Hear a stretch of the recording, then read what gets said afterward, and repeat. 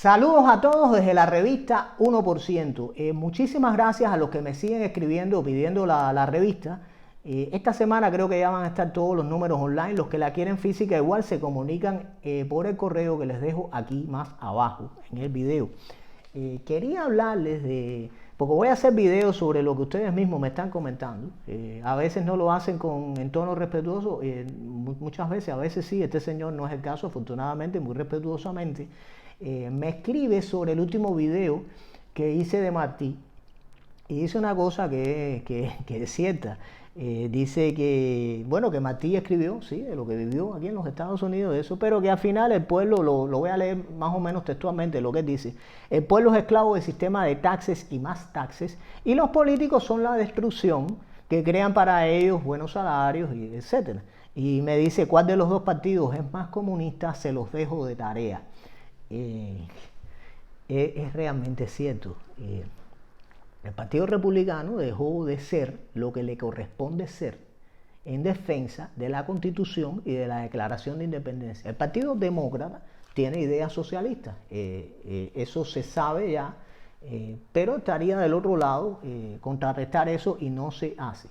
Vamos a hablar un poquito, como dice el señor, el pueblo esclavo de los impuestos, de los taxes. Y ahora yo les voy a hacer esta pregunta: bueno, ¿para qué sirve el income tax? O sea, ¿en qué se usa el dinero que nos quitan? Y que nos quitan por la fuerza en muchos casos. Bien, vamos a decir algo de lo que se usa. Ustedes saben, se usan muchas cosas. Pero todo parte de las funciones que en realidad debería tener el gobierno. Y cuando hablo de esto, te hablo del gobierno de cualquier ciudad, del estado, incluso el gobierno federal, que está explicado en este libro, del cual he hablado aquí, de Ayn Rand, Capitalismo, el ideal desconocido, que también tengo un comentario interesante de uno de los que hoy en mis videos, que me gustaría dedicarle un video también, y gracias, se lo agradezco. Pero en este libro, que incluso ella dice que no comiencen a leérselo si no se leen los dos últimos ensayos del libro, y uno de ellos es las funciones del gobierno, o sea, cuál es la naturaleza del gobierno, para que las personas entiendan para qué realmente existe el gobierno y cuáles son sus funciones. Y cuando se sale de esas funciones, por ejemplo, para entrar y meterse en la economía y en los negocios, sale de las funciones originales que tiene con leyes que son corruptas. Y esto está explicado aquí en este otro, que se llama la ley de Bastiat. Aquí este señor, que vivió hasta 1850 aproximadamente, incluso antes que Carlos Marx, te explica cuando la ley es corrupta, y que generalmente, por supuesto, cuando se trata de expropiar a personas o a negocios, por supuesto que son ideas socialistas, que normalmente le quitan el dinero a alguien para pretender dárselo a otro con la demagogia de los políticos. Y yo les voy a hacer una anécdota, o les voy a decir rápidamente lo que pasaba, para que ustedes vean lo que era la honestidad en algún momento, y lo que era el gobierno de los Estados Unidos hace muchos años en cuanto a esto de los salarios. Les voy a hablar de James Buchanan, que fue el presidente que vino inmediatamente antes de Lincoln. Muchos historiadores le echan la culpa a él de la guerra de secesión. Eso no es lo que les voy a hablar aquí. Les voy a hablar de su relación con otro político de la época que llegó a ser vicepresidente de los Estados Unidos. Esto merece un video aparte para estas dos personas, porque forman parte de la historia de los Estados Unidos. Sin embargo, se comenta que James Buchanan, este presidente antes de Lincoln, se rumora, sin que esté probado, fue el primer presidente gay en la historia de los Estados Unidos. ¿Por qué se dice eso? Bueno, por ciertos rumores en la época. Incluso está bien documentado que el presidente Jackson, que gobernó años antes, Jackson terminó en 1837, ubíquense, 20 años después llega Buchanan a la presidencia, en 1857. Pero Jackson, cuando entraba Buchanan y su amigo, que en aquel momento eran políticos del Congreso y del Senado en Estados Unidos, William Rufus King, entraban siempre juntos ahí al Congreso, y el presidente Jackson en voz baja le decía a algún colega: ahí vienen Mrs. Fancy y Mrs. Nancy. ¿Y por qué decía esto Jackson? Porque Buchanan y William Rufus King iban juntos a todas partes, y además esos eran roommates. Pero déjenme decirle algo: la razón por la que se rumoraba no era porque compartieran una habitación juntos, porque en aquella época era muy normal los políticos ganaban tan poco que tenían que compartir juntos la habitación para ahorrarse los gastos ahí en Washington.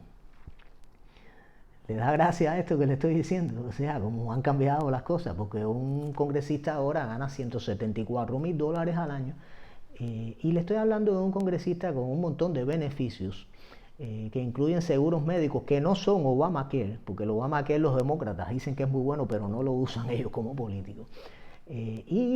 Tampoco les puedo decir que hay alcaldes, como el de la ciudad de Miami, del condado, que gana casi lo mismo que gana el presidente de los Estados Unidos. Entonces la pregunta sencilla es, bueno, si tú tienes toda la obligación de dirigir y responder por los Estados Unidos completos, que tiene 50 estados, ¿cómo se explica entonces que el alcalde de un condado pequeño, aquí en comparación, el condado de Miami-Dade, pueda ganar lo mismo que el presidente de los Estados Unidos? Eso es una cosa absurda. Ya se respondieron la pregunta de que para qué sirven los impuestos, o se la tengo que seguir explicando. En una de mis revistas 1%, que es la segunda, yo tengo este artículo, ¿por qué Ted Cruz quiere abolir el IRS? Esta es una de las razones por las que yo fui vocero de la campaña presidencial de Ted Cruz, porque yo me acerqué a la campaña de ellos, porque yo estaba escribiendo estos temas, y era de hecho el eslogan más fuerte de la campaña de Ted Cruz. El IRS en su concepto, como es ahora mismo, hay que cambiar eso sustancialmente, porque es muy injusto el sistema de impuestos progresivos. Y todas estas cosas son temas de videos aparte, pero bueno, aquí les voy a explicar que, y creo que muchos de ustedes pueden saberlo, que se castiga a las personas que más dinero ganan con porcientos más altos de impuestos a pagar.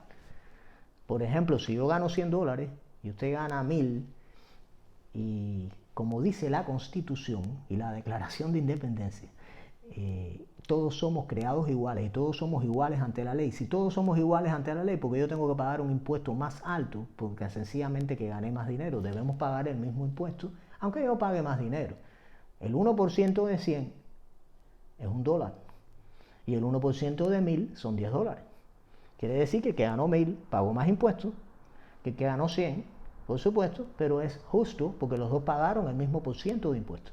Ahora, lo que pasa aquí es que, y le puse un ejemplo con números fáciles para que me puedan entender, lo que pasa aquí es que cuando las personas pasan de cierta cantidad de dinero que ganan, entonces le aplican un % más alto, y estás castigando al emprendedor a que crea empleos y a que de hecho sostiene con su ingeniosidad a todo el resto de la población que no tiene esas habilidades de crear cosas o de tener un nivel de vida más próspero, pero que con su esfuerzo, con el esfuerzo de este que crea cosas, bueno, gracias a eso tenemos aquí un teléfono celular, tenemos la tecnología, cosas que yo no sé hacerlas, por ejemplo, y ahora le estoy haciendo un video a ustedes. O sea, gracias a esas personas, los demás también elevamos nuestro nivel de vida, aunque ellos sean más ricos. Esa es la concepción del capitalismo.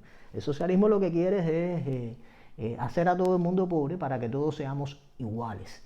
Y repartir el dinero, como decía Margaret Thatcher, hasta que se les acaba.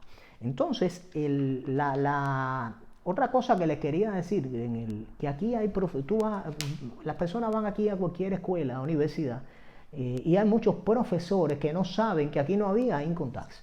Y si entonces te van a hacer la pregunta, bueno, ¿y de qué vivía el gobierno? Y yo siempre les digo, vivía de lo mismo que vivía antes de 1913, que fue cuando empezó este movimiento de la Reserva Federal y el IRS, que en estos días pueden estar de moda en videos y en cosas que ustedes, teorías de conspiración que andan en la internet, y ustedes pueden tener mucha información de lo que les estoy diciendo ahí. Pero quería decirle que antes de eso, la guerra de secesión, el presidente Lincoln puso un income tax temporal en el norte para cubrir gastos de la guerra, y la gente lo entendió perfectamente. Había una guerra y había gastos en el ejército, en el army, había gente muriendo, gente que necesitaba ropa, calzado, armas. Y entonces había que pagarlo de alguna manera, de alguna parte. Puso ese income tax temporal, la gente lo aceptó, pero cuando acabó la guerra, unos pocos años después, ese income tax desapareció, porque aquí no había income tax, no había impuestos directos. Lo que había eran los impuestos indirectos. Les debo ese video todavía.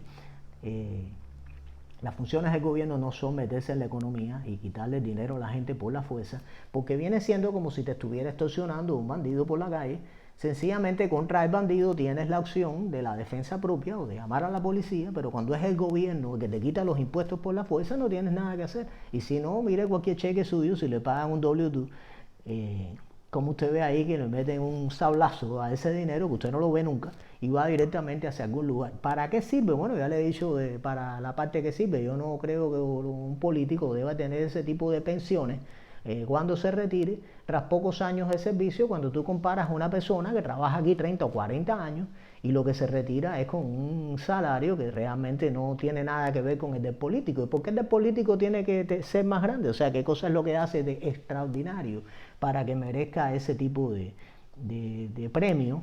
En las escalas salariales, cuando se dice, vuelvo a decir que todos somos iguales antes de la ley. Así que cuando vea a cualquier político por ahí que quiera aspirar a un cargo, usted pregúntele primero qué piensa hacer con el sistema de salarios y pensiones y los impuestos y las regulaciones con las que se le quita el dinero a esa ciudad para poder aspirar a ese cargo político. Así que yo les digo, revista 1%, no vaya a la izquierda.